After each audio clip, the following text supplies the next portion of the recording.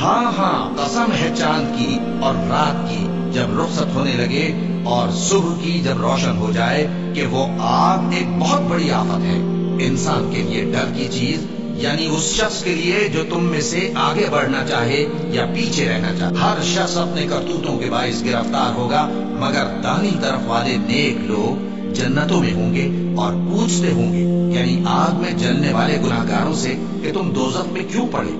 وہ جواب دیں گے کہ ہم نمازیوں میں شامل نہ ہوئے اور نہ ہم فقیروں کو کھانا کھلاتے تھے، اور ہم بحث کرنے والوں کے ساتھ مل کر بحث کرتے تھے اور روزے جزا کو جھٹلاتے تھے یہاں تک کہ ہمیں موت آ گئی۔ تو سفارش کرنے والوں کی سفارش ان کے حق میں کچھ فائدہ نہ دے گی۔ ان کو کیا ہوا ہے کہ نصیحت سے روگرداں ہو رہے ہیں؟ گویا گدھے ہیں کہ بلک جاتے ہیں جو شیر سے ڈر کر بھاگ جاتے ہیں۔